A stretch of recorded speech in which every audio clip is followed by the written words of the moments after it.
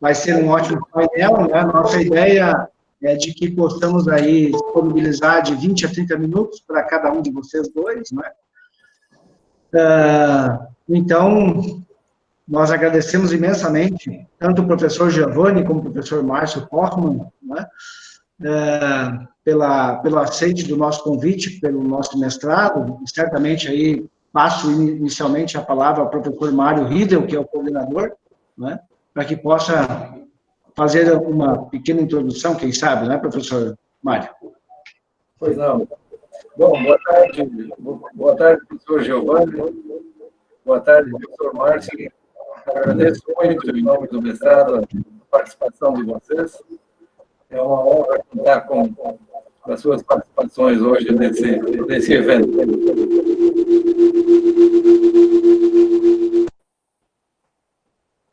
Muito bem, eu acho que estava dando microfonia ali agora, mas tudo bem. Como é que gostariam aí, professor Giovanni, professor Márcio, qual é a preferência é de cada um de vocês aí, fiquem bem à vontade, é um bate-papo bem tranquilo, fiquem à vontade em iniciar aí, não sei se o professor Márcio, o professor Giovanni, o acordo é comum aí. Pode ser o Giovanni, sim, não tem problema. Tá bom? Ótimo. Então, professor Giovanni, ficamos aí à disposição. Márcio, boa tarde. É uma satisfação estar com todos vocês aqui, agradeço o convite do Marcos, do Mário, né? Enfim, sempre é uma satisfação estar numa mesa, mesmo que virtual, com o Márcio Hoffmann. Faz tempo que nós não nos encontrávamos para fazer uma conversa, né? E eu estava pensando há pouco que há pouco mais de 20 anos eu o meu primeiro livro na cidade de Ijuí, na Unijuí, na Faculdade de Direito, e na época eu compus uma mesa também com o professor Márcio Hoffmann, eu não sei se ele lembra, fazia um frio de derreter. E eu fui lançar meu primeiro livro, Trabalho e Mundialização do Capital. Isso nos idos de 1999. Os bons tempos, né? Comparando com o Bolsonaro hoje, eram os bons tempos. E de lá para cá decorreram mais de 20 anos, né? E o professor Márcio, ele teve também na minha banca de livre docência, na Unesp, em 2007, e fez um comentário muito interessante, que eu ainda lembro, sobre o que depois iria se tornar o livro Trabalho e Subjetividade, publicado pela Boitempo. Ele fez a observação seguinte, não sei se o Márcio lembra, mas ele disse, olha, esse teu trabalho ele é interessante porque ele coloca elementos para nós pensarmos que tipo de pessoas estão sendo produzidas pela reestruturação produtiva do capital. Né? Quer dizer, uma questão que diz respeito a essa dimensão sociometabólica.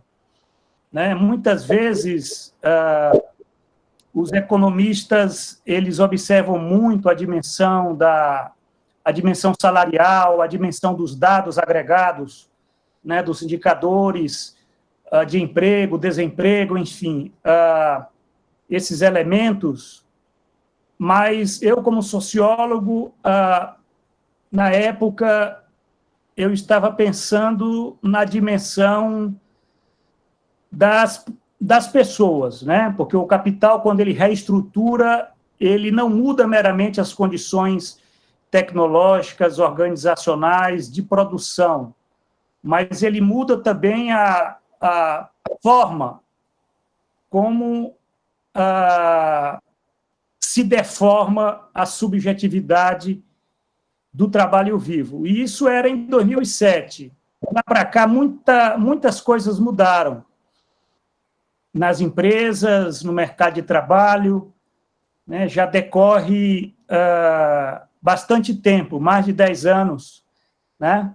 E essa observação que o Márcio fez, ela de fato tocou no âmago da questão. Que tipo de pessoas o capital está produzindo quando ele altera essa dinâmica do mercado de trabalho, quando reorganiza as empresas, quando, enfim, impulsiona todo esse processo que nós temos acompanhado, pelo menos nos últimos 20 anos, né, um intenso processo de mudanças laborais. Outro momento que eu estou dando esses exemplos para vocês verem como o professor Márcio ele tem essa perspicácia, e isso foi em 2014, às vésperas da eleição de 2014. O professor Márcio participou no 9º Seminário do Trabalho, um evento que eu organizo na Unesp, e ele, na conferência, ele deixou muito claro, e ele falava isso em 2014, antes das eleições. Ele disse: os ricos não nos querem mais, né? No sentido de que, naquele momento, já estava muito claro que a classe dominante brasileira não ia aceitar uma vitória do PT. E foi o que aconteceu, né? 2 anos depois, nós tivemos um golpe que destituiu a presidenta Dilma, com impeachment, né? E isso mostra que é uma escalada de processos políticos, processos econômicos, organizacionais, tecnológicos, processos que eu diria metabólicos, sociometabólicos, né, no plano das relações humanas, que têm alterado o mundo do trabalho no Brasil. Afinal de contas, estamos falando de Brasil. E esses processos, eles muitas vezes são processos moleculares, que eles vão se acumulando e dão saltos qualitativos, e para o pesquisador, muitas vezes, o passado não serve mais como referência para nós pensarmos o futuro, porque ocorreram mudanças qualitativamente novas na dinâmica, inclusive do mercado de trabalho, né, no próprio a dinâmica da acumulação e, inclusive, do próprio desenvolvimento do capitalismo brasileiro. Eu vou falar um pouco do meu livro e vou procurar ser... Estou de olho aqui no roteiro e de olho no relógio, para não perder o tempo, mas eu publiquei um livrinho agora como e-book que se intitula As Contradições Metabólicas do Capital. Né? Crise ecológica, envelhecimento e extinção humana. É um livro que é um ensaio, né? É um longo ensaio sobre processos que estão ocorrendo, processos metabólicos que afetam o mundo do trabalho e que muitas vezes nós não percebemos, porque são processos de uma maturação mais lenta e essa maturação, essa dinâmica, ela ocorre por si. Né? Quando eu falo processos metabólicos, eu tenho falado na relação homem-natureza, né? Entendido que o homem é parte da natureza, então também é uma relação do homem consigo mesmo, né? Do trabalho vivo consigo mesmo e de mudanças na sociedade e nas formas de reprodução social. Eu salientei neste livro 3 questões que eu considero questões fundamentais como vetores de mudanças que vão afetar o mundo do trabalho, né? São processos que dizem respeito à questão do envelhecimento, que é um tema pouco discutido, né? A questão da saúde, essa questão tem sido tratada há mais tempo, embora de uma forma tardia, né? Eu digo isso porque quando se fala em saúde, se fala não apenas saúde física, mas saúde mental. Né? E isso, de um certo modo, né, tem sido discutido, pesquisado muito, pelo menos nos últimos 10 anos. E a questão ambiental, que é a questão ecológica, que muitas vezes nós não paramos para pensar como também atinge o mundo do trabalho. Né?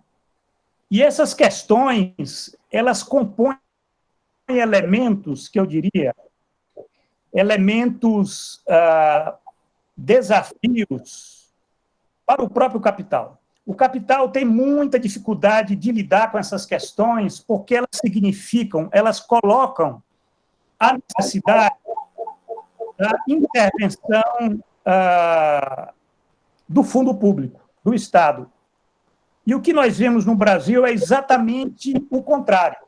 Né? Cada vez mais se debilita o Estado, a capacidade do Estado intervir para criar condições para nós lidarmos com esses vetores metabólicos, certo? Quer dizer, o Brasil não é preparado para o envelhecimento populacional, inclusive o envelhecimento do trabalho.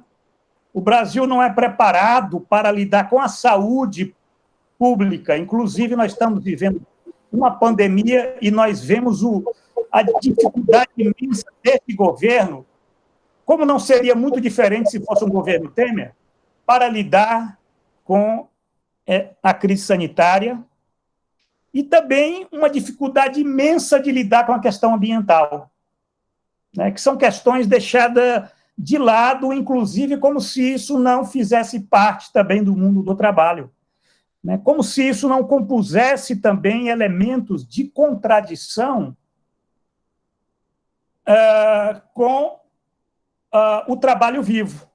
Né? Afinal de contas, estamos falando da reprodução social. Né? É claro que o tema da mesa é informalidade e precarização do trabalho, mas eu quero trazer esses elementos para nós pensarmos essas formas de precarização do trabalho que se dão na dimensão socio-reprodutiva. Né? A questão do envelhecimento é uma questão muito séria, porque o Brasil ele tem envelhecido, a sociedade envelhecido muito rapidamente. Né? E em 2030 nós vamos estar diante de um perfil etário do mundo do trabalho muito diferente do que nós tínhamos há 10 anos, 10, 20 anos, e com certeza diferente também com o que nós temos hoje. Né? Inclusive com questões que dizem respeito a um planejamento. Enfim, isso eu discuti no livro, que se intitula As Contradições Metabólicas do Capital, onde, na parte 1, eu discuto a questão da escassez social, né, o que é uma tremenda contradição, porque como se pode falar em escassez social em escassez no século XXI, quando o desenvolvimento das forças produtivas atingiu um nível nunca antes alcançado? Mas a questão é que, nos últimos 30 anos, o capitalismo global tem se caracterizado pela concentração de renda, pela desigualdade social, e isso faz explodir essa dimensão dessa categoria que eu utilizo, que é a escassez social, né, que vai se tornar, e tem se tornado, uma dimensão muito aguda da barbárie social. Né? E com o envelhecimento, com a crise sanitária, que deve se tornar permanente, né, nós não podemos imaginar que depois da pandemia vamos voltar novamente a uma normalidade sanitária, como se nós tivéssemos vivido uma normalidade sanitária antes da pandemia, né, com as mudanças climáticas, com a crise ecológica. Com certeza há muita probabilidade de nós termos mais formas endêmicas e, quiçá, talvez outra pandemia, porque nós temos um sistema, o capitalismo global, ele não tem controle sobre a emergência dessas formas viróticas, sem falar nas bactérias e nos fungos, enfim. Tem um livro muito interessante, professor da Unicamp, inclusive, que vai estar numa live na próxima semana, na RET, que é o Luiz Marques, que se intitula Capitalismo e Colapso Ambiental. O livro ele já está na 3ª edição, só para vocês verem que é uma questão também que tem que ser trazida para a discussão sobre o mundo do trabalho, sobre a precarização do trabalho, porque dizem respeito a formas da reprodução social do trabalho vivo. Na parte 2 do livro, eu discuto as contradições fundamentais do capitalismo, não vou entrar em detalhes aqui, e na parte 3 eu discuto as contradições metabólicas do capital, que são essas contradições que dizem respeito a processos que se precipitam e acumulam, e elas se precipitam sobre as contradições fundamentais, abrindo novas frentes de crise do sistema mundial, né? Sem esquecer que nós vivemos uma crise da economia global. E essa crise da economia global, ela ocorre para e passo a uma crise sanitária nunca antes vista, pelo menos nos últimos 100 anos.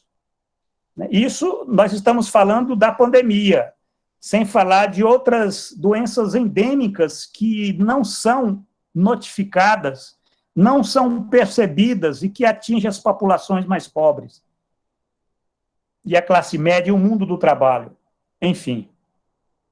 Então, esse livro que eu lancei é mais uma provocação para nós agregarmos elementos para fazermos a crítica de um sistema, né, do capitalismo global, que vive uma das crises mais radicais do seu desenvolvimento. É por isso que, quando eu digo que o passado não nos serve mais como parâmetro para nós pensarmos o futuro, inclusive pensarmos o desenvolvimento no interior desse sistema, né, isso realmente é uma provocação. Né? Bom, eu vou concluindo por aqui, né, estou aberta ao debate, eu não tratei diretamente da questão da informalidade, que é o tema, né, da live. Eu deixo isso para o professor Márcio, se assim o quiser, né, porque eu diria que é um tema também muito candente, até porque a informalidade que nós vemos hoje não é a informalidade de 50 anos, né? Se nós formos voltar àqueles estudos do Paul Singer, né, eu estou relendo um livro muito interessante, escrito em 1978, do Reginaldo Prandi, sobre os trabalhadores por conta própria, que é muito interessante nós lermos como é que se dava o debate naquela época, como é que está se dando o debate hoje sobre esse contingente imenso que hoje temos no mercado de trabalho no Brasil, que são os trabalhadores por conta própria. Né? Quer dizer, naquela época era pensado aquilo como sendo uma forma dual ou adequada ao desenvolvimento do sistema. E hoje o que nós vemos que essa nova informalidade ela é mais um índice de decomposição do desenvolvimento do sistema, né? O que, evidentemente, isso é uma hipótese. Bom, gente, eu agradeço a atenção e vamos para o debate. Obrigado. Muito bem, professor Giovanni Alves, sempre atual aí as suas considerações, não é? E, claro, de imediato nós passamos ao professor Márcio Portmann, não é? Agradecemos também mais uma vez tanto ao professor Giovanni Alves quanto ao professor Márcio Portmann, que também nos brinda com a sua presença, né? E aproveitamos e já projetamos aqui o que eu tenho, né, professor Márcio, aí a última informação do seu livro, né, pela Perseu Abramo. Então, por favor, me ajude se eu estou desatualizado. Acredito que não, né, mas também agradecemos muito aí, assim como o professor Giovanni já falei, mas para nós aqui do Mestrado de Desenvolvimento Regional da FACAT, no Rio Grande do Sul, é uma grata satisfação tê-lo também conosco, mesmo que, claro, não como gostaríamos, que seria de uma forma mais fraterna, não é? Mas mesmo assim, o senhor também nos traz muita alegria nessa tarde, no dia 11 de setembro de 2020. Muito bem, quero saudar a todas e todos que estão nos acompanhando nesse momento ao vivo. Pelo que eu vejo aqui, quase 6 dezenas. Então, saudação a todos, especial a você, Marcos, não apenas pelo convite, mas pelo trabalho que tem liderado em torno dessa perspectiva do desenvolvimento regional. Saudar o professor Mário, que é o coordenador, né? Dizer também da grande satisfação, estou vendo aqui o Paiva, que é um grande amigo de longa data, aí, desde o tempo do movimento estudantil, aprendi muito com o Paiva, sempre aprendo. E, obviamente, aqui saudar de forma muito fraterna o professor Giovanni, foi muito atencioso e gentil no diálogo de nossos encontros. Certamente a perspectiva de um diálogo assim permanente, que já tem um certo tempo, o problema é que fica revelando a nossa idade, viu, Giovanni? Mas isso faz parte, não tem como esconder, não é? Nós que somos do século passado, para não dizer do milênio passado. Mas o fato importante é que o Giovanni é uma referência, especialmente na nossa área de ciências sociais, que a gente tem visto ao longo do tempo, né? O processo de envelhecimento, você vai percebendo como determinadas pessoas mudam de visão, não que não devam e não possam, é claro, mas vão mudando de lado também. E o Giovanni é alguém que a gente sempre quer saber algo como referência, não é? A gente tem nele, pelos seus trabalhos, pela sua trajetória, pela sua competência, sempre uma referência. Então, satisfação enorme poder estar fazendo parte dessa mesa virtual, né? Certamente, se fosse presencial, em setembro não estaria tão frio como esteve em Juí.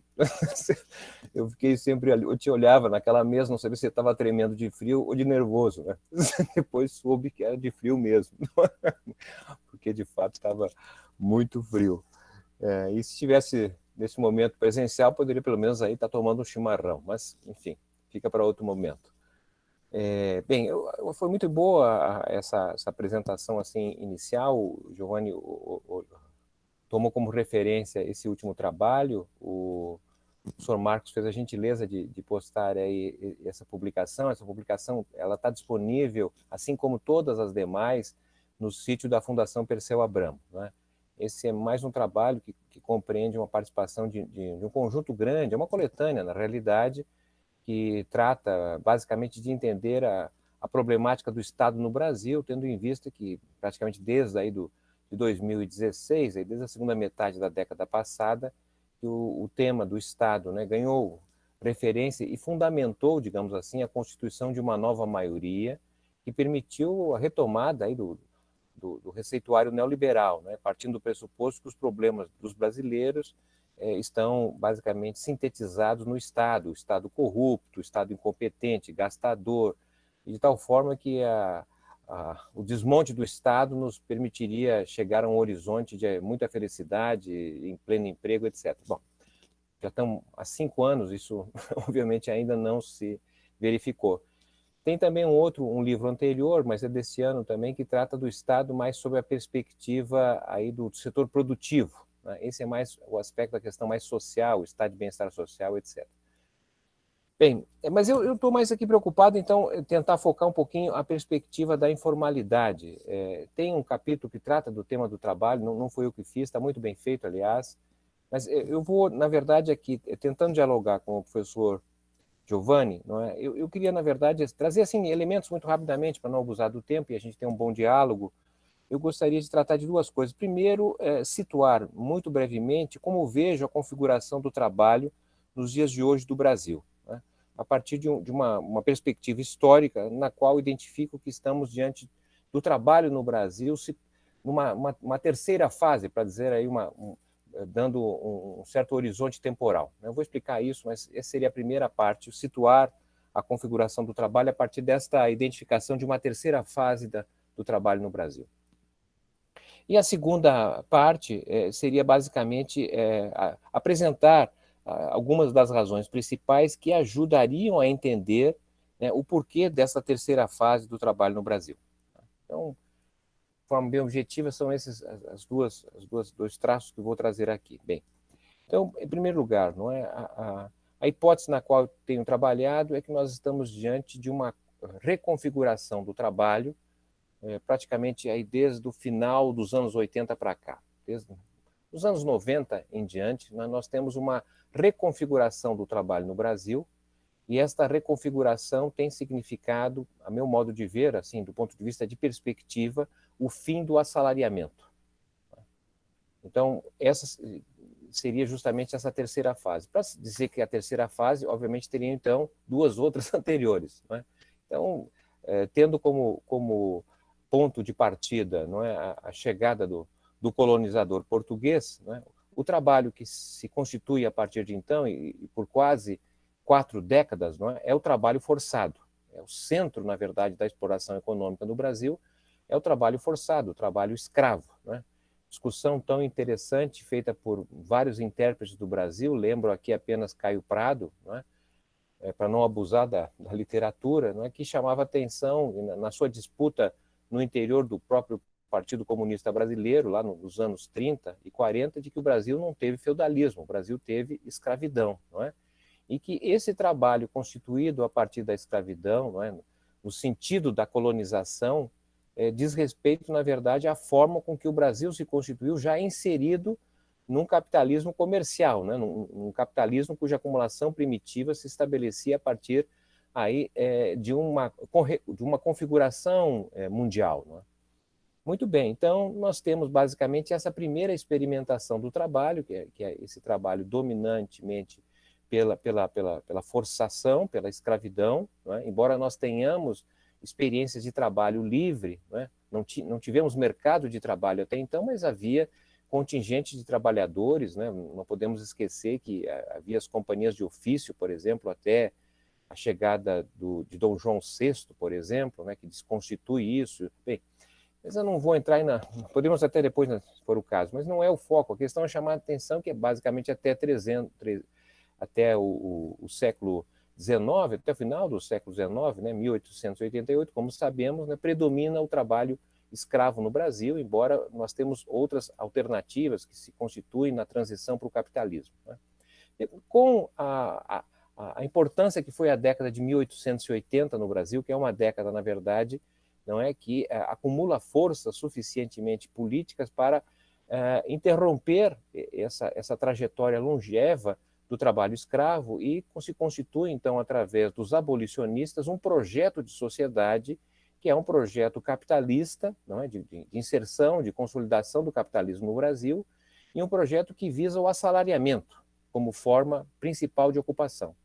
Nós temos, na verdade, tentativas anteriores, inclusive, de transitar para o capitalismo sem ser pelo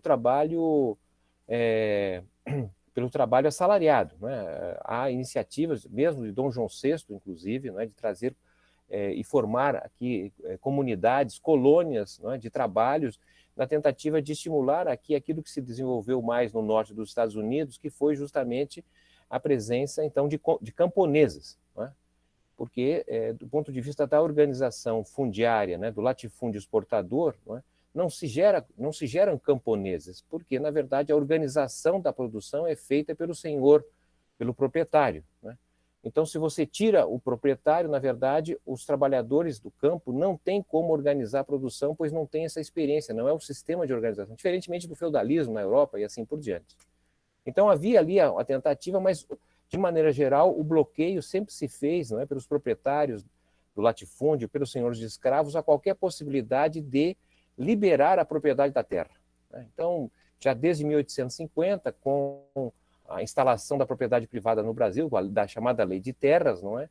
Que se torna cada vez um obstáculo crescente a você democratizar o acesso da terra. Esse era um componente importante para os abolicionistas, não é? Que sonhavam, na verdade, com o capitalismo e que permitiria múltiplas formas de trabalho, embora a principal fosse o assalariamento, mas que tivesse, na verdade, a proliferação de camponeses.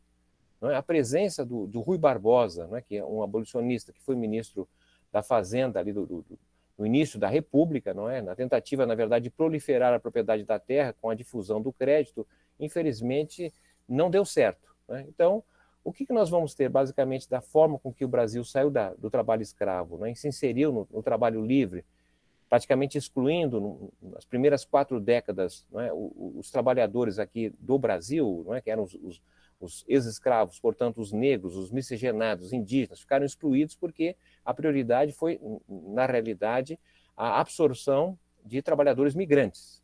Não é isso? Bom, mas então o que eu quero chamar a atenção é que se inaugura, a partir ali do final da década de 1880, um projeto de sociedade salarial. E é essa a questão. Essa é a segunda, digamos assim, fase do trabalho no Brasil, é a construção da sociedade salarial.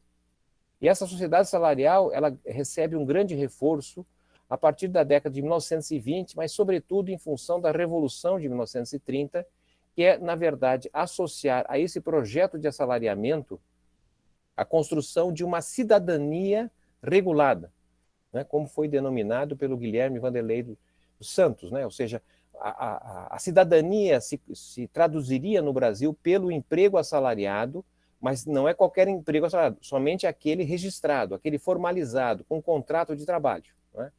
E digo que isso começa na década de 20, a partir de 1923, quando se estabelece a primeira lei de previdência social no Brasil para uma categoria específica do interior de São Paulo, que são os ferroviários. E a partir daí, mesmo na República Velha, já inicia uma proliferação de legislações próprias. Isso vai, basicamente, até o início da década de 1940, quando, segundo estudiosos, haviam mais de 15 mil leis específicas para trabalhadores, e isso se conforma numa consolidação, que é a CLT, Consolidação das Leis do Trabalho, que só se tornou possível, lamentavelmente, devemos reconhecer isso, ao meu modo de ver, pela presença do Estado autoritário, pelo Estado Novo, porque dificilmente teria sido implantado se houvesse a democracia tal como se apresentava naquele período ali da década de 30, início da década de 80, de 40, desculpe. Então, o que eu quero chamar a atenção é que, na verdade, se constitui aí uma trajetória desde o final da década de 1880, reconfigurada com esse assalariamento regulado. Isso vai basicamente até o final da década de 1980. Então, para datar, é claro que todo mundo nós sabemos que as datas nunca são tão precisas, mas entre o final da década de 1880 e o final da década de 1980, então, um século, 100 anos, nós tivemos uma trajetória do assalariamento, ou seja, a cada ano tinha mais assalariados. Inicialmente, assalariados fundamentalmente no campo, nas cidades. A CLT, em 1943, não é? Ela definiu que o assalariamento regulado seria apenas, então, somente para trabalhador urbano. Né? E, segundo o IBGE, o censo de 1940 indicava que a cada 10 trabalhadores, um apenas estava na cidade. Então, a CLT foi feita para algo que não existia, que era o trabalhador urbano. 1 em cada 9 apenas. Mas 20 anos depois, a partir de 1963, não é, o trabalho regulado, o contrato de trabalho regulado, passou, na verdade, a adentrar no campo, no meio rural, né, com a aprovação do Estatuto do Trabalhador Rural, que foi uma grande iniciativa de um importante gaúcho aí do PTB, né, o Ferrari, né, o nosso colega Ferrari Filho, professor da Faculdade de Economia, da Ciência Econômica da URGS, né, teve um trabalho brilhante em conseguir aprovar no Congresso o Estatuto do Trabalhador Rural e que dá início a essa demarche de colocar o trabalho regulado, a cidadania regulada, de forma gradual, lenta, etc., que até na Constituição de 88 é que você tem, digamos aí, o equilíbrio de direitos sociais e trabalhistas no campo e na cidade. Bom, então digo que nós tivemos esse período se coincide com a industrialização, com a urbanização, etc., bem, mas a partir da década de 1990, tá certo? A partir de 1990, para dar uma data, nós estamos assistindo um processo de desassalariamento do país. Certo? Isso ainda é lento, tá certo? Porque assalariamento não é uma coisa que acontece do dia para a noite, mas a trajetória de declínio do assalariamento. E o declínio não é apenas importante no assalariamento, mas também é cada vez mais importante no assalariamento formal, na chamada cidadania regulada. Ou seja, os direitos sociais e trabalhistas cada vez mais representam menos trabalhadores. Isso não é tão evidente quando você olha os dados do IBGE, que é o que nós temos, né? Porque, na verdade, e aí tem a ver com a segunda parte que eu vou tentar explicar ali, não é? O que tem ocorrido nesses últimos 40 anos, bom, então, termino aqui, tá certo? A terceira fase é a questão do desassalariamento e a perda de importância do emprego com carteira assinada, com os direitos sociais trabalhistas, a volta do crescimento do trabalho autônomo, conta própria. E aí tem várias razões que eu vou tentar explicar agora na segunda parte para não abusar do tempo, já que estou quase me aproximando do meu final aqui. Bom, então quais razões a explicar essa situação? Não é? Bem, as razões é que também vejo o seguinte, nós estamos diante de uma fase que defino como um declínio do capitalismo no Brasil. Certo? Nós tivemos uma fase de transição, digamos assim, do que era a economia nacional, uma economia mercantil, exportadora, até o final da década de 1880. Depois nós temos, na verdade, o nascimento e a consolidação do capitalismo brasileiro até a década de 20. Da década de 30 à década de 80, nós temos uma fase de modernização do capitalismo. Uma modernização que tem a ver com a internalização da indústria moderna, não é? Com o padrão de consumo moderno, etc., com essa forma de capitalismo muito próxima da experiência que o Celso Furtado denominou dos Estados Unidos, né, o American Way of Life. Obviamente que isso foi uma parte da sociedade, tem muitas razões para explicar isso, mas de toda maneira o que eu quero chamar a atenção é que esta modernização praticamente sofreu uma inflexão muito acentuada a partir da década de 1990. Né? Ou seja, se a gente pegar as últimas 4 décadas, ou seja, se nós compararmos o Brasil entre 1980 e o ano 2020, nós estamos estagnados. A renda per capita no Brasil praticamente não cresceu. Dependendo da queda deste ano, que nós sabemos muito bem, possivelmente a renda per capita deste ano pode já começar a se emparelhar com a renda per capita de 1980. Ou seja, isso é um fato inédito? Não, não é. O Celso Furtado, entre outros autores, chamou atenção quando analisava os antigos ciclos econômicos, ainda naquela fase colonial e depois pós-colonial, não é? Nós tínhamos ciclos econômicos de ascensão intensa, mas entre os ciclos havia uma longa fase, tá certo, de decadência, de estagnação, como fora, por exemplo, o esgotamento do ciclo do ouro, lá por 1760 até 1840, é um período, tá certo, enorme de estagnação, de paralisia, digamos assim, do país. Então, eu quero chamar a atenção o seguinte, nós estamos vivendo uma terceira fase, digamos, do capitalismo, que é uma fase, tá certo, de declínio. Esse declínio pode ser visto não apenas pela perda de participação do Brasil no PIB mundial, não é? Nós éramos, em 1930, menos de 1% do PIB mundial, chegamos em 1980 em cerca de 3,2% do PIB mundial, hoje nós estamos abaixo de 2% do PIB mundial. Não é? Não apenas nós perdemos participação no PIB mundial, mas evidentemente que há um crescimento da dependência tecnológica do Brasil. Não obstante o salto que ocorreu nos governos do PT em termos de avanço, né, nas universidades, sistema de pós-graduação, revistas indexadas, etc., etc., mas o que é importante do ponto de vista econômico é justamente a questão das patentes, e isso o Brasil quase nada avançou, tá certo? Ou seja, a integração do conhecimento ao sistema produtivo, e ao mesmo tempo nós que gastávamos cerca de 280 milhões de pagamentos de royalties, né, de uso de patentes e tecnologias importadas, terminamos em 2018 com 5,2 bilhões, tá certo, de pagamentos de royalties. Então, temos esse aspecto também a ser ressaltado, não é? Então, o quadro que nós estamos vendo, ou seja, uma economia praticamente estagnada, com o capitalismo em declínio, gerou um profundo excedente de força de trabalho. Excedente de força de trabalho. Jamais tínhamos visto taxas de desemprego aberto como o IBGE tem revelado. E o desemprego aberto revelado pelo IBGE, que está correto do ponto de vista estatístico, segundo a metodologia da OIT, etc., tá certo? Mas esta metodologia, para países com mercado de trabalho desregulado, desestruturado, como é o nosso caso, não é? Ela, na verdade, é apenas um reflexo de parte da realidade. O desemprego, na verdade, para ser considerado desempregado pelo IBGE, é quase, na verdade, uma certificação, porque a pessoa, para ser desempregado pelo IBGE, não pode ter trabalhado, não é? Tem que só procurar trabalho e tem que estar disponível o trabalho. Ou seja, quem é que pode ficar só procurando trabalho? Ou seja, num país de baixa renda, qualquer atividade que você venha a fazer para um bico, para tentar sobreviver, lavar um carro, né, fazer algum trabalho, alguma coisa, o bico é considerado trabalho. Né? Então, mesmo assim, nós estamos com uma taxa de desemprego já há muito tempo, desde as décadas de 80. Decresce um pouco aumenta, o outro pouco. Né? Assim como o assalariamento, ele cresceu nos anos 2000, né? Mas anteriormente ele decresceu e agora vem decrescendo numa velocidade inquestionável. O desassalariamento não é maior porque o que eu quero chamar a atenção é o seguinte, que o papel da nova república, tá certo? Nesse capitalismo em decadência, o papel da nova república, da democracia, dos governos do ciclo político da nova república, foi basicamente administrar, gerir esta massa, tá certo? De pauperizados, de sobrantes aos requisitos da acumulação de capital. Sem grande acumulação de capital, não tem como empregar essa gente. Mas isso resultou numa parte de desempregados, como registrava anteriormente, e outra parte que não aparece nas estatísticas, porque, de um lado, vem recebendo, não é, uma transferência, uma garantia de renda do Estado. Porque, por exemplo, em 1985, nós tínhamos cerca de 2,7% da força de trabalho beneficiada, da população, desculpe, beneficiada com alguma garantia de renda.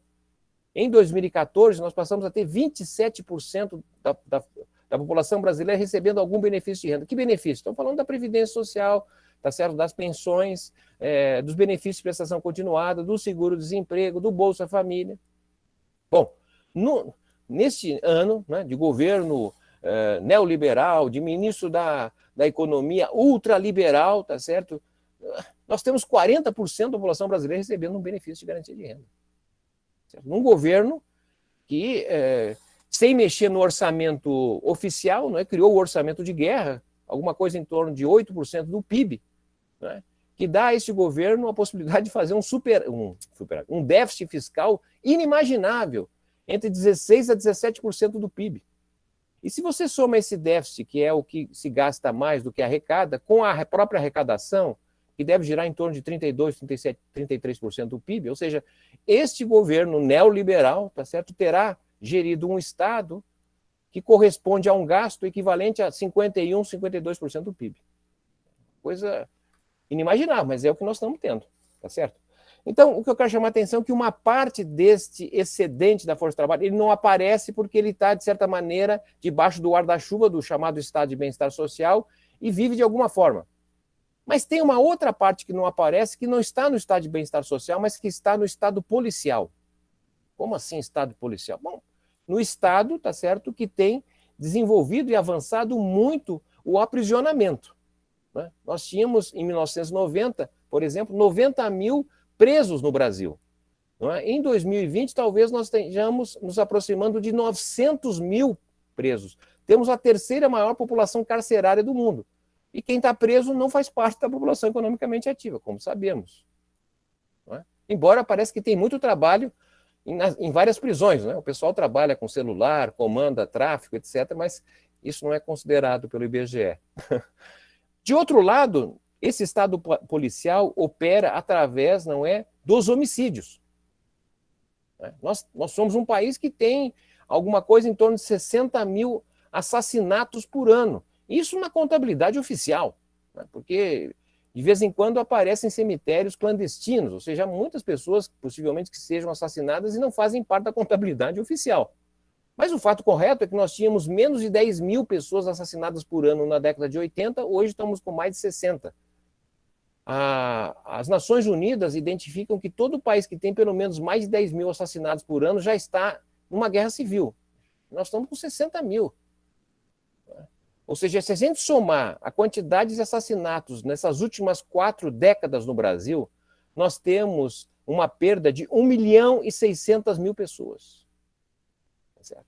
Então, veja, esse, a meu modo de ver, é a situação na qual se reconfigura o trabalho. De um lado, não é, o reposicionamento do Brasil, não é, na divisão internacional do trabalho, desde a década de 80, 90, com o fim do acordo de Bretton Woods, isso já nos anos 70, e com o fim da Guerra Fria. Quer dizer, esses dois eventos, a meu modo de ver, trouxeram impactos muito fortes para o Brasil. Tá? Se tivesse mais tempo, até podia explicar, não é o caso. E a outra questão que ajuda a entender por que nós estamos nessa circunstância de se referia à estagnação econômica, ao declínio do capitalismo. Ou seja, na verdade, nós estamos indo para onde? Né? O Brasil está se transformando na antiga, tradicional, no modelo fazendão. É isso que está sobrando para o Brasil. Certo? Nós temos hoje uma indústria que representa menos de 10% do PIB, que é basicamente o que era o Brasil na década de 1910. em termos de presença da indústria no PIB. O setor agropecuário ele é importante, tem dinamismo, mas cada vez mais dependente do exterior, né, do ponto de vista tecnológico, do ponto de vista da dependência de sementes, né, de transgênicos, de fertilizantes, agrotóxicos. Né, esse setor aí, que é um dos mais importantes do mundo, não tem empresas trading para fazer a comercialização, está tudo na mão de estrangeiros. Né. É um setor que corresponde a uma parte importante do PIB, mas não tem, na verdade, elasticidade de emprego, é baixíssimo isso. Né? Os dados do IBGE revelam, inclusive, uma redução dramática da ocupação no campo desde 2015. Né? Bom, o que sobra é o setor de serviço, o setor terciário, né, que já tem, basicamente, tinha antes da pandemia, cerca de 4/5 da ocupação já estava nesse setor terciário. O setor terciário é um setor que, evidentemente, tem empresas, segmentos muito modernos, né? A começar por exemplo, o setor bancário, o ramo financeiro no Brasil, o setor de telecomunicações. Mas esses setores têm um papel importante no dinamismo econômico e na ocupação relativamente contido. A maior parte das ocupações no Brasil, no setor terciário, são ocupações vinculadas à renda das famílias e não à dinâmica econômica. Por exemplo, a principal ocupação do Brasil segue sendo hoje o trabalho doméstico. A segunda ocupação mais importante no Brasil, em termos quantitativos, 5,2 milhões de pessoas, estão vinculadas ao setor de segurança pública e, sobretudo, privada. É imenso o exército de trabalhadores envolvidos no tema da segurança privada. Não é?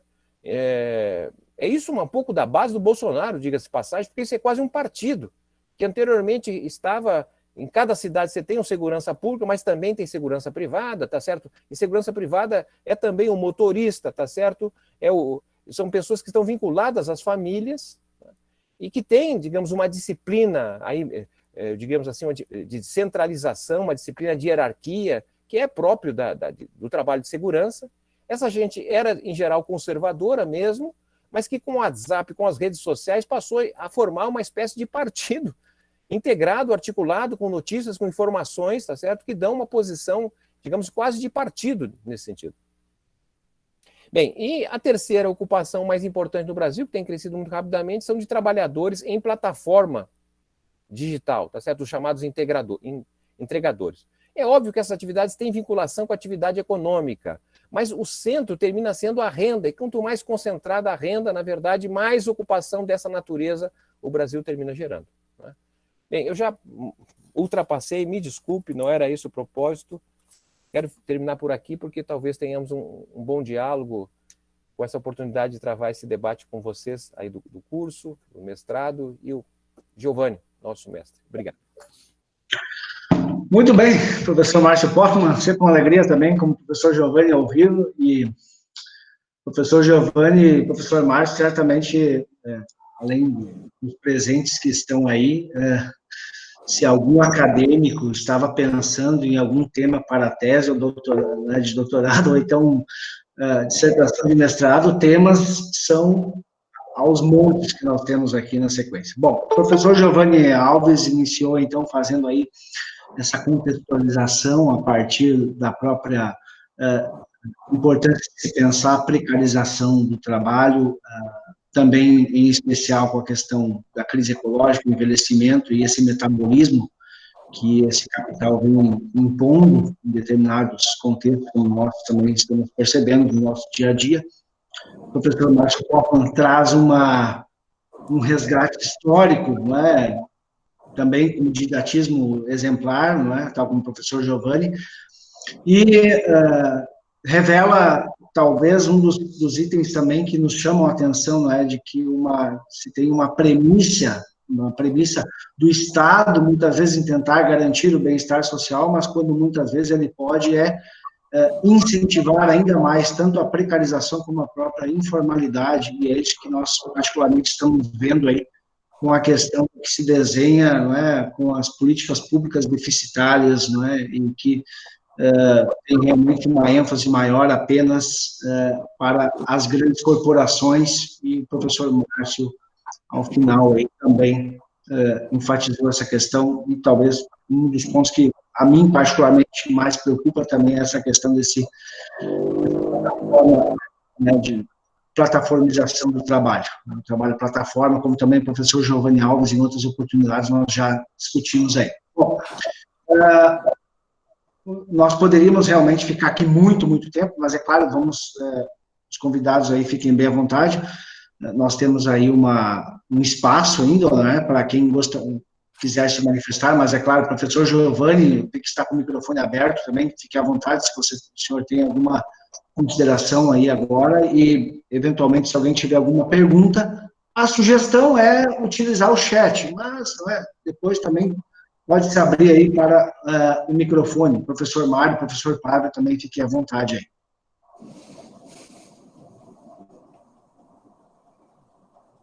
Só uma questão que eu queria estar colocando. Gostei muito da exposição do Márcio e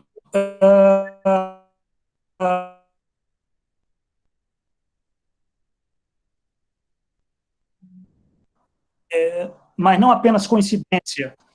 O Márcio falou em declínio do capitalismo no Brasil. Eu tenho falado em capitalismo em decomposição no Brasil.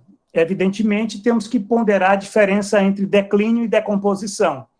Talvez a decomposição ela coloque elementos sociológicos mais pertinentes, porque o Brasil ele não vive apenas uma crise econômica, uma crise laboral, uma crise política.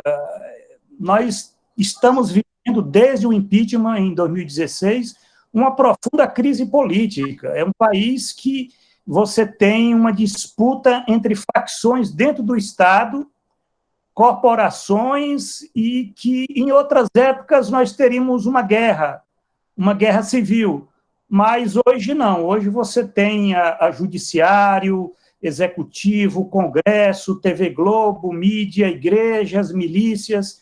Então, de fato, essa ideia de decomposição também diz respeito à questão da barbárie social, que, inclusive, está no título do livro lançado pela Fundação Perseu Abramo, que é uma categoria social.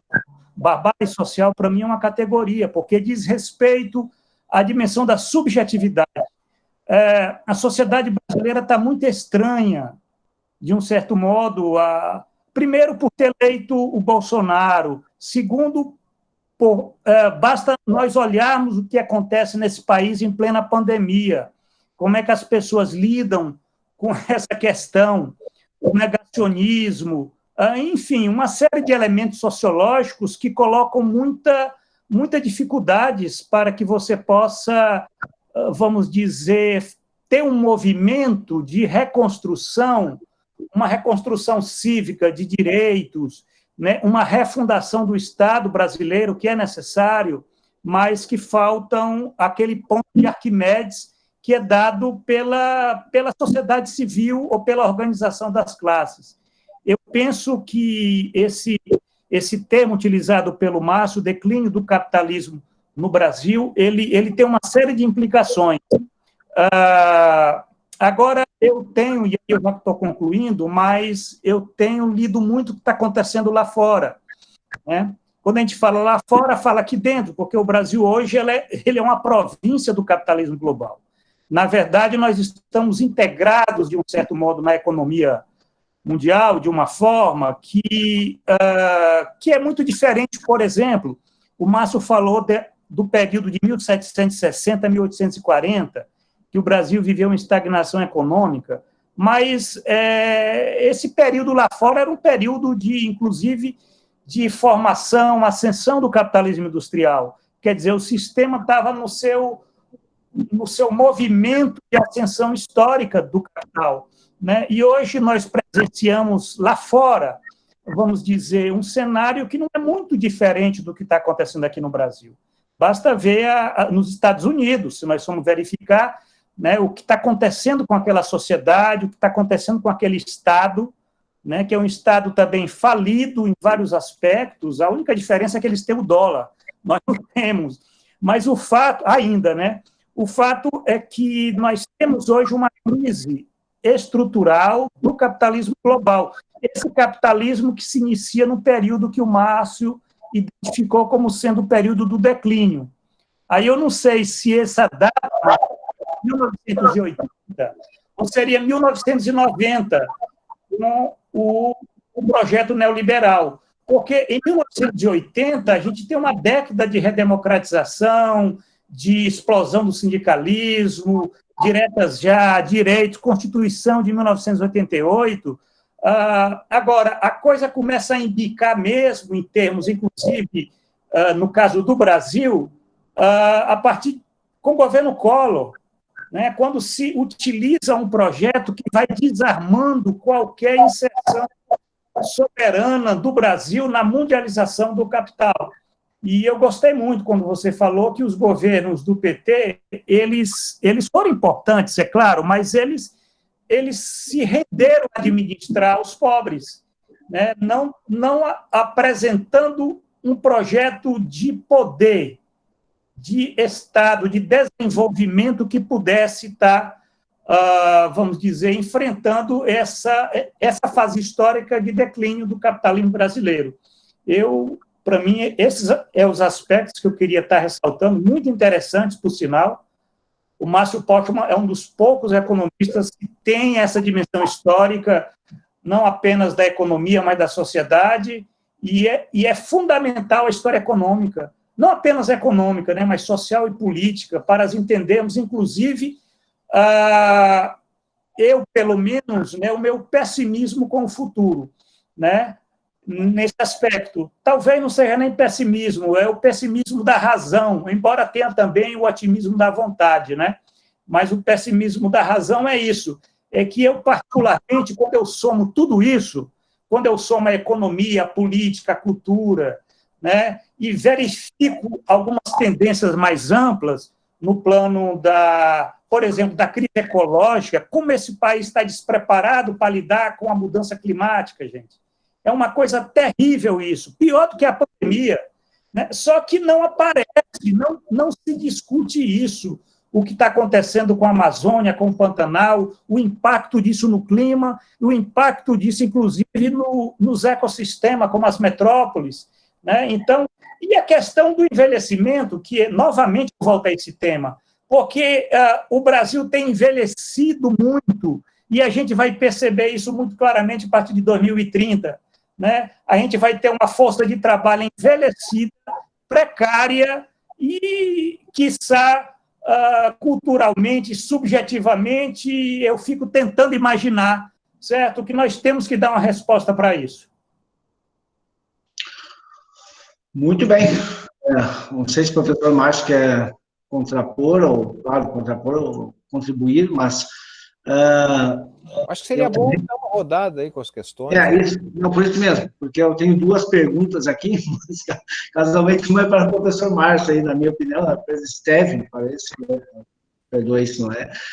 Parece uma pergunta boba, não é, mas essa questão aqui, por exemplo, não é, de que ele destaca que muitos jovens estão sonhando, claro, entre aspas aqui, ser blogueiros, digital influencer, né, essas profissões. Então, ele questiona, não é? Qual é o impacto disso, não é, no mercado de trabalho? Isso é parte, não é, desse novo mercado, não é? Então, como se vê essa questão aí também, que eu imagino que é a busca pelo dinheiro fácil, talvez, se nós vamos pensar dessa maneira, que o próprio sistema pode tentar seduzir, né, que as pessoas partam para essa possibilidade. E o professor, colega nosso aqui do nosso mestrado, o professor Dr. Daniel Luciano Guevara, pergunta sobre o racismo estrutural, né, a questão da xenofobia e as demais formas de expressão do ódio nas camadas e grupos sociais excluídos, né? Até se vê muito evidente nos últimos tempos aqui no Brasil, né? Infelizmente, praticados pelos grupos dominantes. Então, não seria também a base toda essa precarização? Então, talvez, eu entendo que, talvez, a primeira aí para o professor Márcio, e quem sabe a segunda para o professor Giovanni, né? Então, fiquem à vontade. Bom, posso comentar, então, talvez algo que o professor Giovanni tenha levantado, e em relação também a essa pergunta acerca das possibilidades de trabalho nessa perspectiva mais ampla que me parece que a pergunta permite, né? Ele está indagando a respeito das oportunidades na atividade digital, etc. Mas me parece que seríamos considerar algo que está relacionado a uma mudança profunda no trabalho, que é essa transição do trabalho material para o trabalho imaterial. Me parece que aí tem algo bastante interessante sobre o qual, obviamente, a digitalização, a gamificação, etc., se estabelecem. E, nesse sentido, me parece que temos, sim, oportunidades muito interessantes do ponto de vista da classe trabalhadora, do ponto de vista do pensamento progressista, ou mesmo de esquerda, né? Ou seja, o trabalho material, ele, de certa maneira, se estabeleceu separando o trabalho de produção do trabalho de reprodução, né? Isto é, o trabalho de produção, aquele feito, em geral, fora de casa, não é? Diferenciando, portanto, da experiência do trabalho material na sociedade agrária, em que as pessoas trabalhavam onde moravam, trabalhavam na fazenda, no campo, trabalhava e morava no campo. Então, na verdade, não havia muita diferença entre trabalho de reprodução e trabalho de produção, porque tudo estava envolvido na mesma esfera humana. Bom, com o capitalismo, com a sociedade urbana, as pessoas morando em cidades, etc., cada vez menos se trabalha onde mora, né? Há uma divisão aí territorial do trabalho, né? As pessoas moram num lugar, trabalham em outro lugar, é o que é comum, né? Então, esse trabalho, o trabalho de produção, foi o espaço pelo qual se organizou o mundo do trabalho, não é? Ampliaram-se as suas formas de representação, não apenas sindicatos, associações, mas também partidos políticos, e isso permitiu, de alguma forma, sob o capitalismo, não é, valorizar, entre aspas, não é, conceder direitos sociais e trabalhistas aos trabalhadores, não todos, mas uma grande parte, de trabalhadores vinculados a esse conceito de trabalho de produção, o trabalho em casa, o trabalho fora de casa, o trabalho que, de alguma forma, tem remuneração, tem algum reconhecimento, que dá direito a algum sindicato, alguma identidade, algum pertencimento, não é? E, obviamente, um certo status, não é? Diferentemente do trabalho de reprodução, que é tão importante tanto quanto, tá certo? Mas o trabalho de reprodução não é valorizado, não é validado, não é? Ele praticamente está escondido das nossas estatísticas. O PIB não mede o trabalho de reprodução, não é? O trabalho de cuidados, e esse trabalho é fundamental. Sem esse trabalho não existe trabalho de produção, não é? Mas, digamos assim, o que se organizou, a contabilidade nacional, etc., não é? E o que se identifica como trabalho? O trabalho em casa é basicamente desvalorizado. Ele não tem identidade, pertencimento, não tem sindicato, não tem partido, tá certo? Não tem direitos, não é?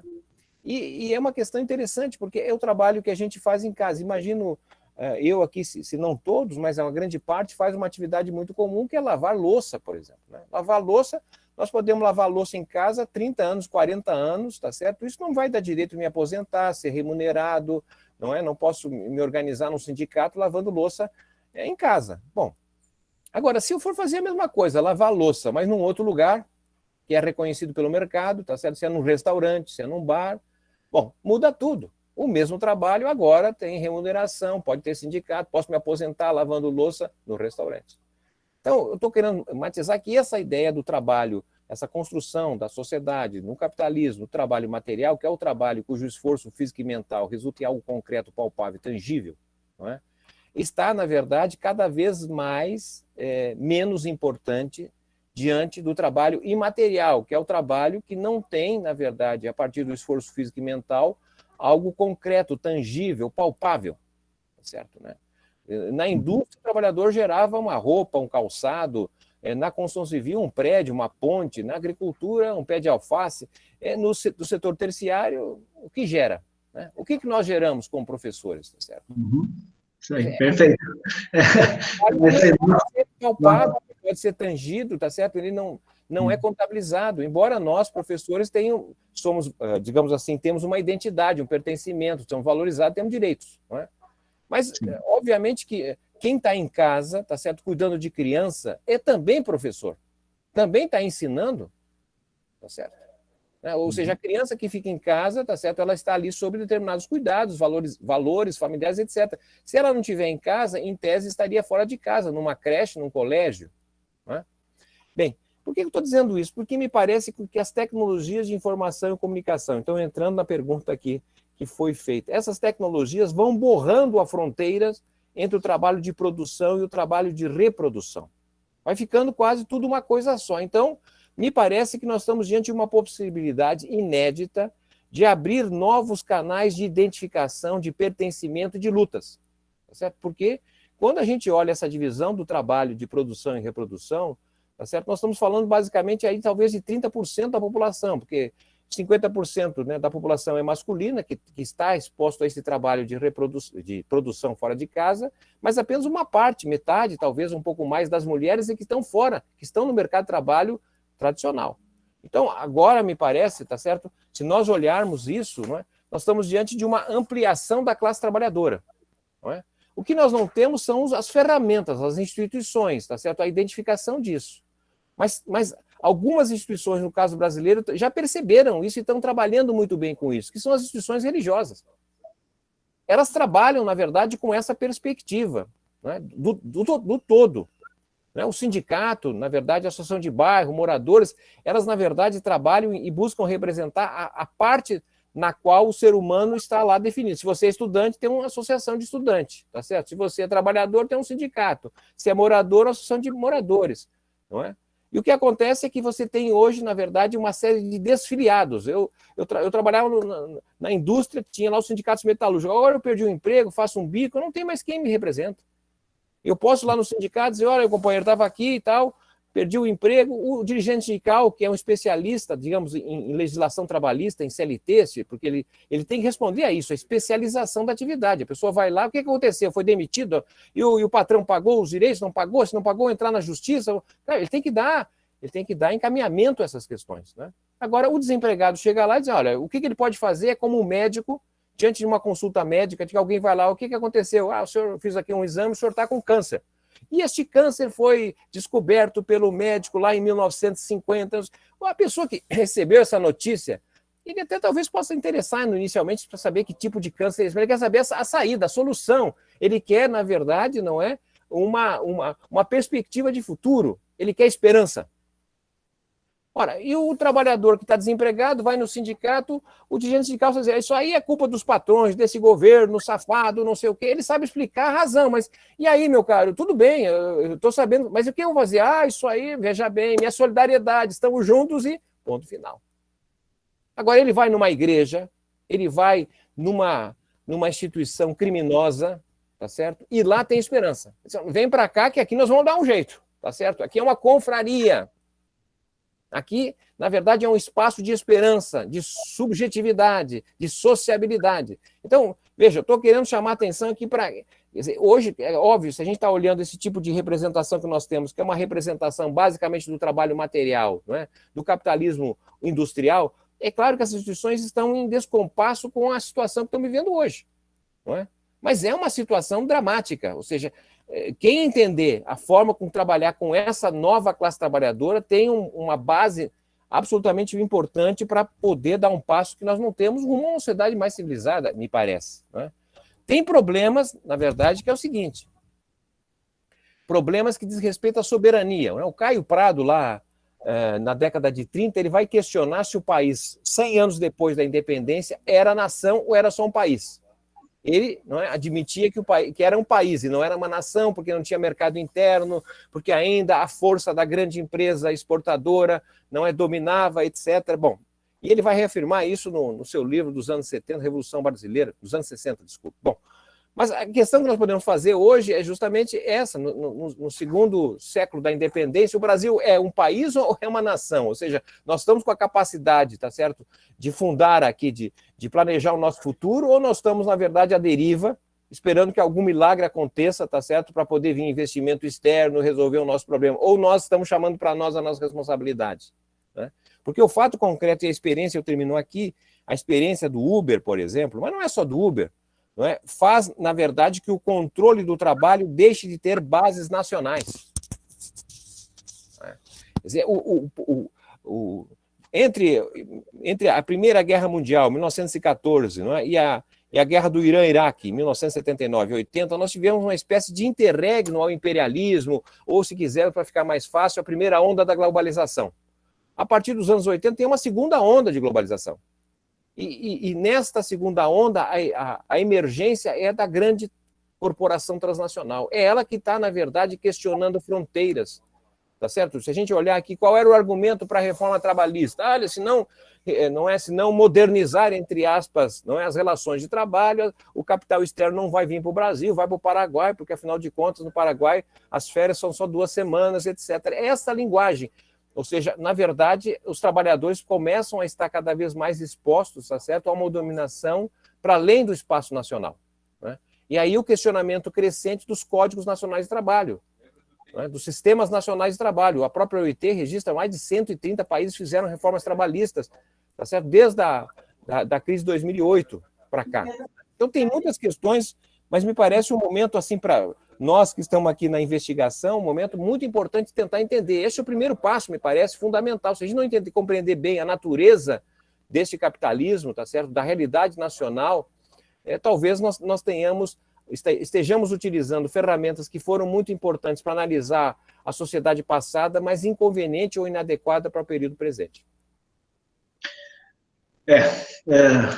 A questão é preocupante mesmo e casa, da minha opinião, aí, com até o professor Giovanni Alves traz também a questão do metabolismo do capital, não é? Essa questão aí de se pensar essas transformações que nós estamos vivenciando. Bom, nosso tempo aí, claro, é curto, mas eu gostaria, então, de retomar com o professor Giovanni Alves, se possível, essa questão. Qual é a sua percepção a respeito dessa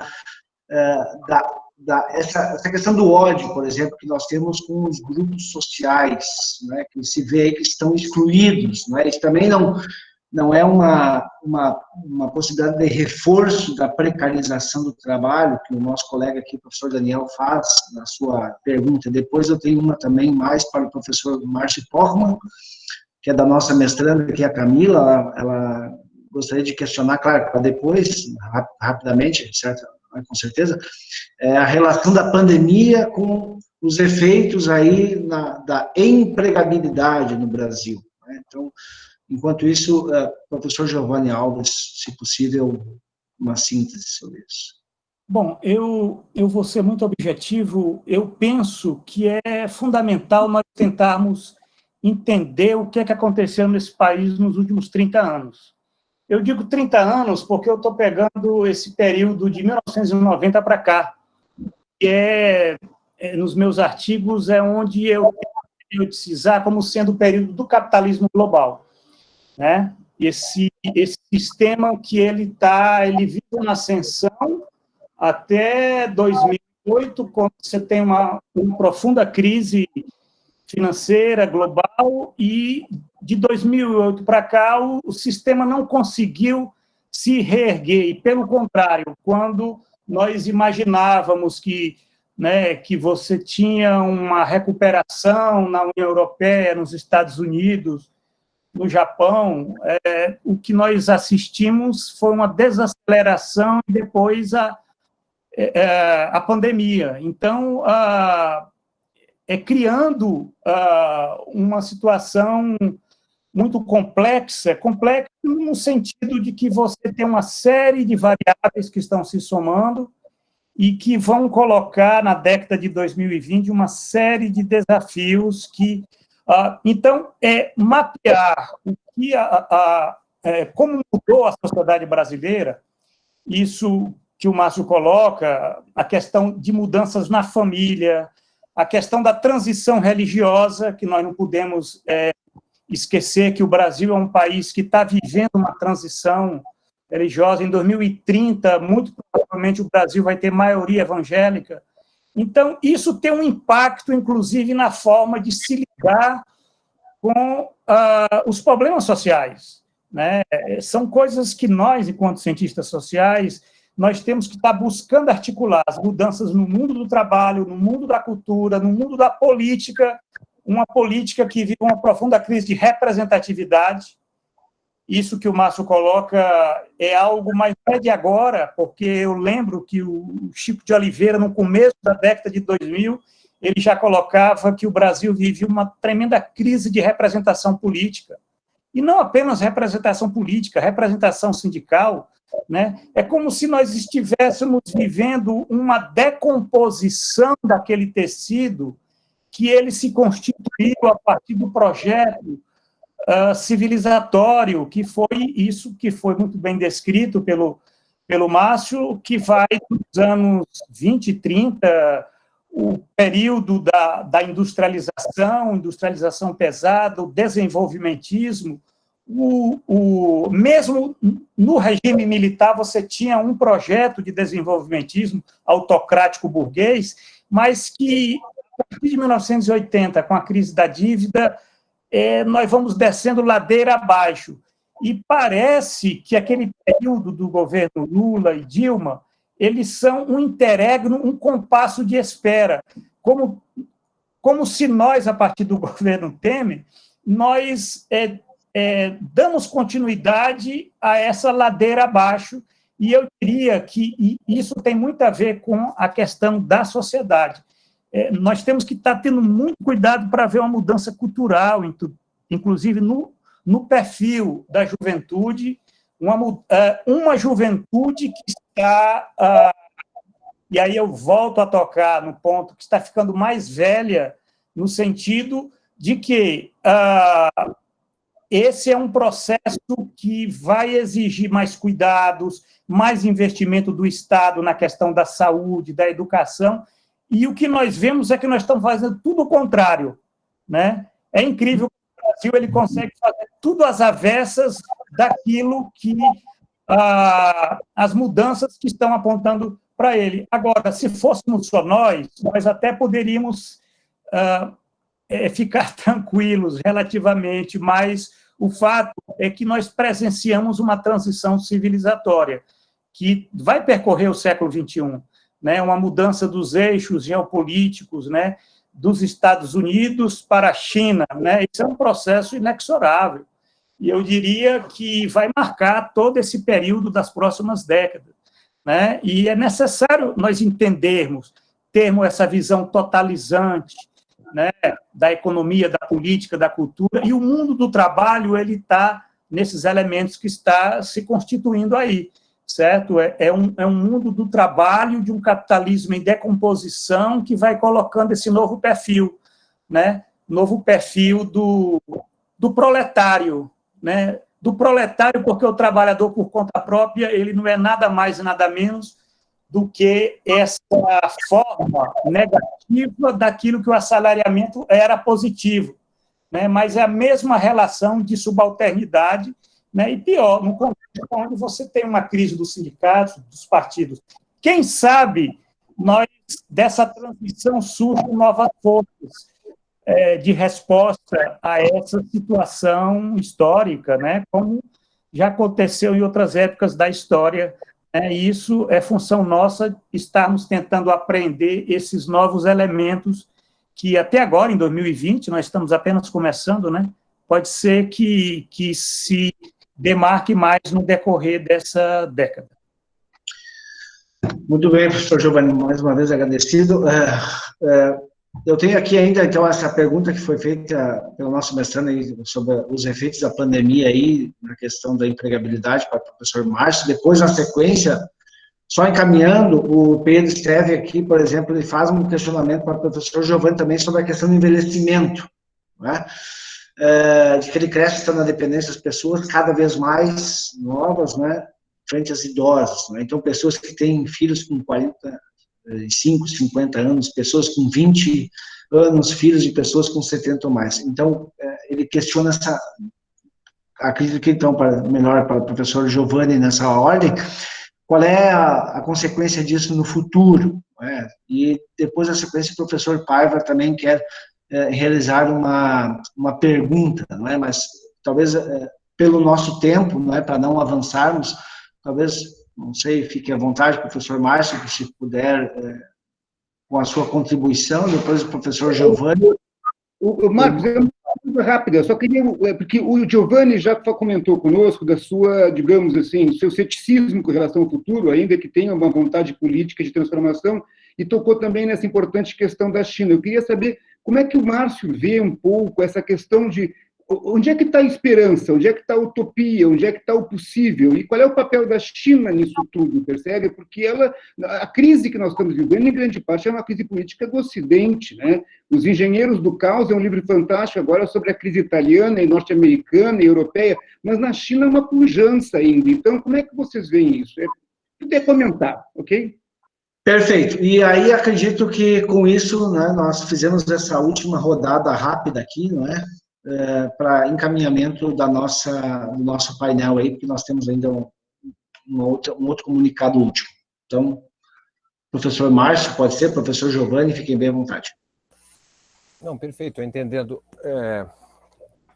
Bem, em relação ao tema da pandemia e o emprego, inicialmente, veja, nós estávamos em 2019 e a economia brasileira estava quase 4% inferior à que havia sido em 2014. Né? Bom, esse ano eu não sei qual vai ser a queda, nem sei se é recessão ou se seria já depressão pelo número de empresas que estão quebrando, etc.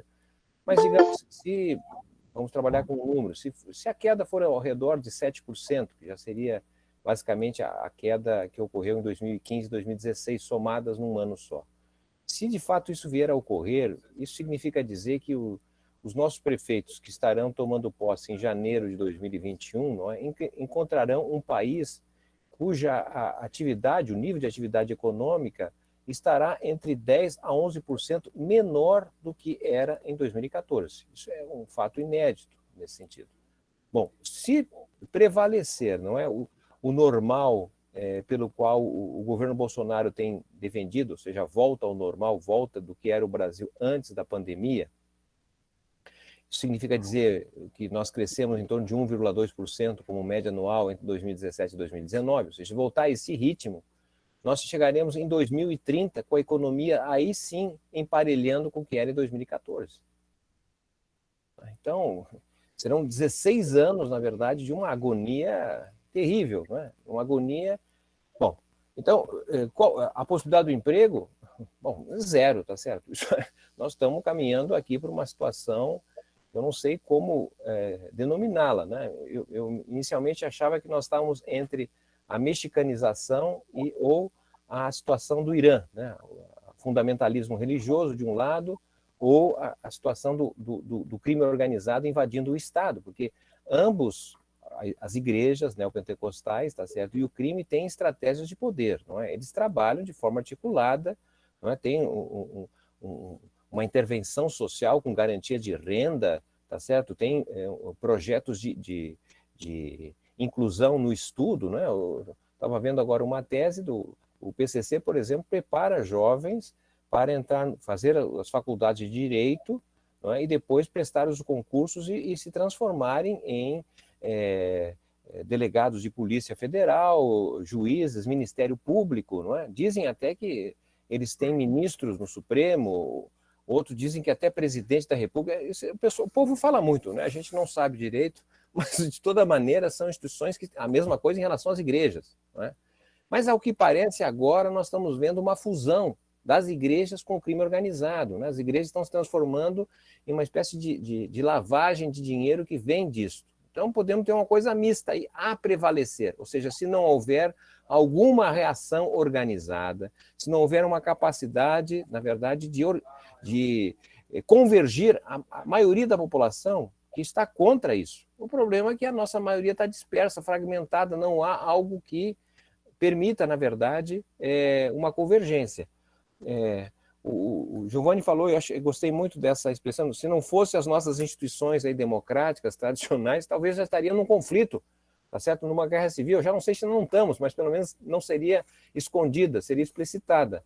Mas a impressão que eu tenho, conversando com muitas pessoas, cada vez menos em função dessa pandemia, mas que há uma insatisfação generalizada, ou seja, é um clima quase pré-insurrecional. As pessoas estão profundamente insatisfeitas. Ou quais são insatisfações, em geral, individuais, insatisfações que não aglutinam, né, em torno de alguma coisa. E aí, nesse sentido, a extrema-direita, tá certo? Essa maioria que termina conduzindo o país. Então, após pandemia, tá certo? Nós podíamos aqui estar diante de um projeto novo, né? O Brasil é um país de oportunidades, um país em construção, tá certo? Falta de tudo.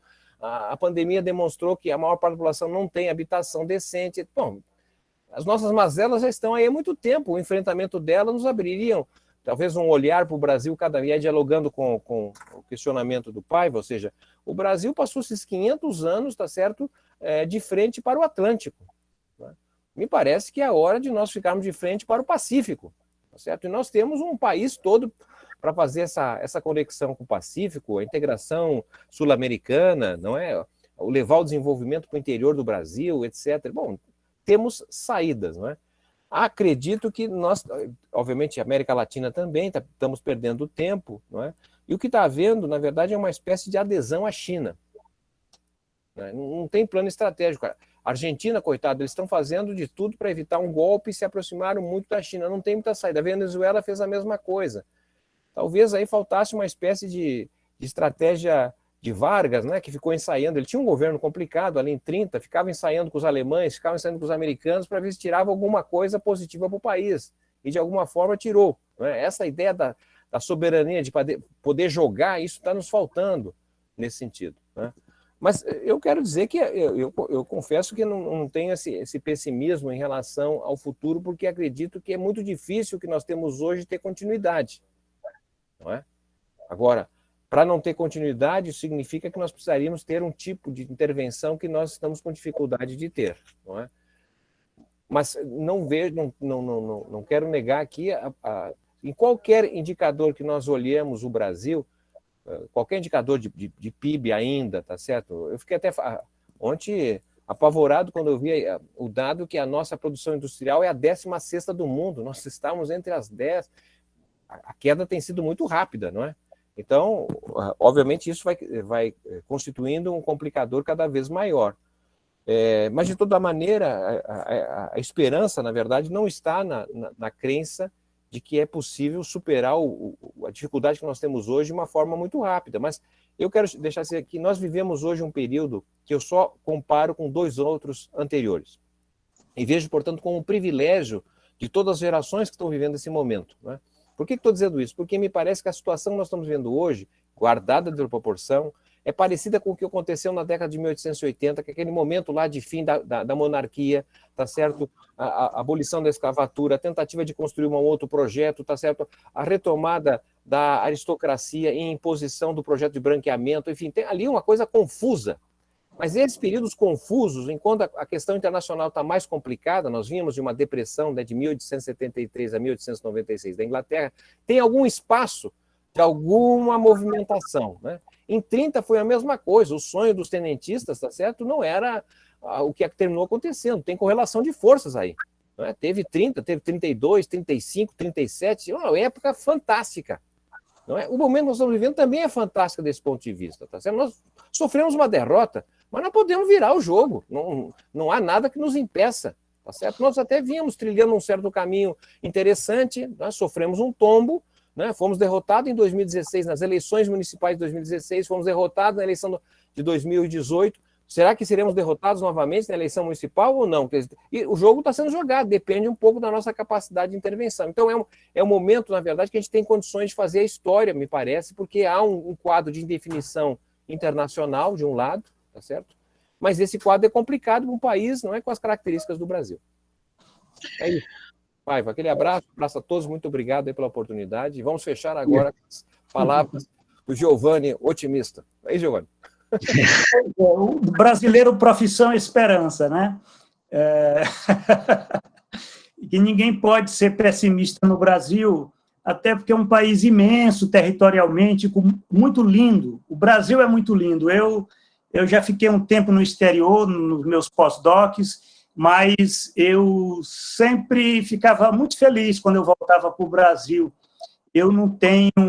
Eu acho que agora nós corremos um risco tremendo de perdermos essa capacidade de dar uma resposta no século XXI a essa mudança. O Marx foi muito feliz quando ele pensou em 1880, né?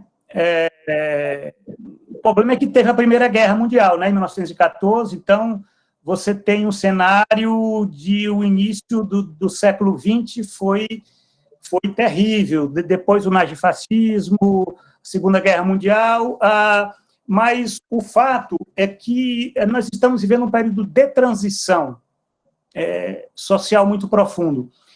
Quando se fala em envelhecimento, se pensa muito na questão do aumento da expectativa de vida, mas eu não vou por esse lado.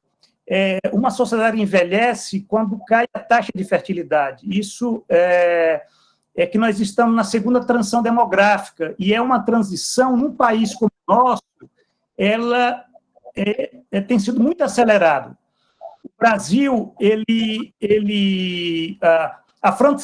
a França demorou 140 anos para ter 10% da população acima dos 65 anos. O Brasil, ele vai conseguir isso em 20 anos.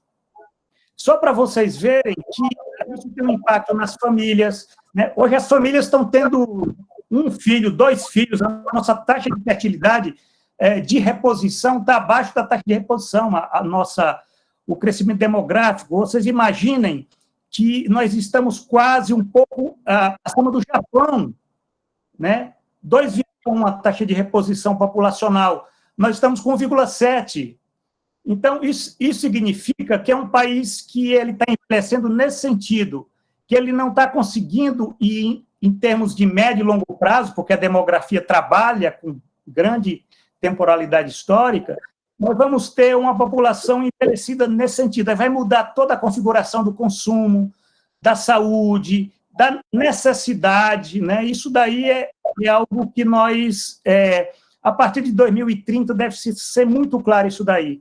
A questão ambiental, que eu estou concluindo, já voltando a tocar nisso, ela é uma questão que não pode ser desprezada, ela tem que ser incorporada na agenda da esquerda, do trabalho, né? Do trabalho, porque a devastação está muito acelerada, né? O Brasil ele acelera as coisas de uma forma que nós muitas vezes não temos consciência, como nós estamos nos desenvolvendo, nos integrando e desintegrando em termos de tendências globais de uma forma muito acelerada.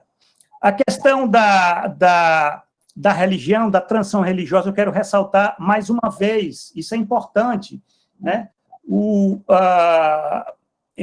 Tem que ter uma disputa dentro do setor evangélico, uma disputa política, só que não pode ser uma disputa onde você dá 1 bilhão para as igrejas, porque, na verdade, você tem hoje, no Brasil, essas igrejas, elas são verdadeiros currais eleitorais, né? Nós voltamos a uma situação da República Velha, é uma novíssima República Velha, porque mudou os currais, eles não são mais aqueles que havia com os coronéis, o que você tem uma tendência de estar transformando as igrejas, que são para acolher as criaturas aflitas, em canais eleitorais. E nós entramos numa degradação tremenda da política, porque a nossa resposta de futuro é a política. Agora, o que é que nós vemos hoje? Nós abandonamos a discussão da grande política, e eu diria que os governos do PT contribuíram, de um certo modo, com isso, passamos para a pequena política, e agora, pior, estamos imersos na politicagem. Eu sempre digo que é ladeira abaixo, você tem a degradação dessa instância tão preciosa que é a política. A coisa da personalidade, veja bem, o Marx ele falava, né, que a história seria algo muito místico se não tivesse contingências e acasos, né? Eu diria que parte da contingência é a personalidade dos estadistas, dos políticos que conduzem o Estado. Hoje nós não temos, nem na direita, nem na extrema-direita, muito menos, nós não temos estadistas. O último estadista do Brasil, ele está impossibilitado de concorrer às eleições, né? Que é o Lula. Lula, eu diria, ele é parte de uma geração que teve grandes estadistas. Brizola era um estadista, Miguel Arraes era um estadista. Quer dizer, toda aquela geração que, inclusive, a ditadura militar decapitou, né, nas suas lideranças políticas, hoje nós temos uma falta tremenda disso daí. Eu diria que esse é o maior problema, e é por isso que não é uma questão de pessimismo ou otimismo, né? Eu falei pessimismo, mas é o pessimismo da razão. Mas a história é aberta e ela lida com essas situações, né? E eu compartilho a posição do Márcio. Eu não acredito que o neoliberalismo, na forma ultraliberalismo, não se sustenta no Brasil. Isso daí é algo que é indiscutível. O problema é o que é que vai se repor se não houver uma alternativa no campo progressista, democrático, popular, porque a história é aberta, mas se você não dá as respostas adequadas, você reitera as velhas misérias, aquilo que o Marx falou, né? Você fica constantemente indo da tragédia para a farsa, da farsa para a tragédia. Eu diria que isso é um risco para o Brasil. E eu agradeço, então, mais uma vez, estar aqui. Para mim é uma satisfação estar discutindo com o Márcio Postman. Obrigado ao Marcos, aos professores da FACAT, do mestrado de desenvolvimento regional, por abrir esse espaço de reflexão sobre o Brasil, que é tão fundamental nós fazermos esse exercício de reflexão sobre o nosso país, conhecermos o Brasil, o que é que mudou nos últimos 30 anos. Isso é algo muito importante. Obrigado. Bem, eu agradeço também aí, novamente, ao professor Márcio Postman e ao professor Giovanni Alves, né, e muito rapidamente, lamento, o professor Pedro ali fez uma pergunta sobre a questão das eleições, mas acredito que também subentende-se aí de que realmente é um desafio que nós temos, não é, com essa questão das bases eleitorais nesse momento, não é? Então, o que eu gostaria de finalizar aqui, não é, apenas divulgando, né, que casualmente aí tivemos uma grata surpresa, não é, de coincidir as datas, não é, juntamente com este riquíssimo painel, não é, e alguns colegas que também estão na sala, além do professor Márcio, não é, e do professor Giovanni Alves, nós estamos, a partir de segunda-feira, lançando o nosso dicionário de desenvolvimento regional e temas correlatos, que foi organizado por mim, professor Mário Riedel, e os colegas que estão na sala aí, alguns já também fazem parte, muito nos honra a participação, né? Então, a partir de segunda-feira, ele estará disponível aí a um preço módico, né, de R$ 29,90, porque nós sabemos, né, professor não enriquece, não é nem esse foco, não é do professor. O foco nosso realmente é compartilhar o que nós sabemos, o que nós vivemos, e tal como o professor Márcio comentou antes, é o que o André Góes já comenta no seu livro lá do Capital Imaterial, né? Então, essa questão que nós temos que realmente pensar os desafios que estão impostos ao nosso cotidiano, e lamento aí também, a professora Dilane queria fazer uma pergunta, mas qualquer coisa, temos os contatos dos colegas, não é? E certamente eles vão nos auxiliar no questionamento. Né? Então, fica aí o site, essa capa vai estar disponível, então, a partir de segunda-feira, e aproveito rapidamente para o dia 18, né, já que estávamos discutindo por último agora a questão das eleições também, não é? A professora Inaílias de Castro vai, então, a partir do dia 18, não é? No dia 18, melhor dizendo, às 5 horas da tarde também, vai discutir conosco, não é? E todos estão convidados, não é? Estado de cidadania e democracia em tempos de eleições e pandemia, não é? Sempre às 5 horas da tarde, e lembrando, esta atividade de hoje, ela fica gravada na plataforma, no canal aqui da FACAT, né, nosso mestrado em desenvolvimento regional, né, e estamos, como o professor Giovanni sabe, já tínhamos comentado, a nossa guerra aqui de Davi e Golias, com toda essa discussão aí, trazendo para cá, frente a essas grandes corporações que, por vezes, também estão no nosso campo da educação, né, e prejudicam também o próprio andamento das atividades de instituições como a nossa, que é comunitária, né, que não visa o lucro, não tem essa questão premente na sua gênese, não é? E, então, dado a avançada hora, não é, eu agradeço mais uma vez a todos, aí, principalmente, claro, professor Márcio, uma satisfação estar com o senhor aí nesses minutos que nós podemos partilhar do seu conhecimento, professor Giovanni Alves também, mais uma vez, né?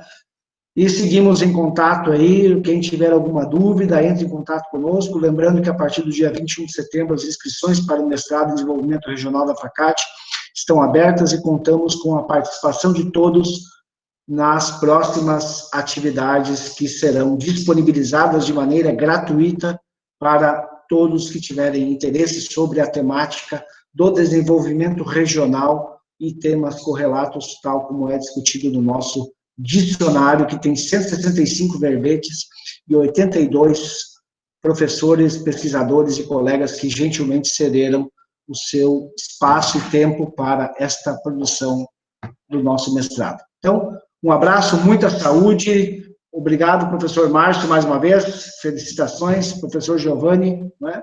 E a todos os presentes, então, até o dia 18 de setembro, muito obrigado pelo prestígio e até uma próxima. Obrigado. Obrigado. Um abraço, tchau, tchau.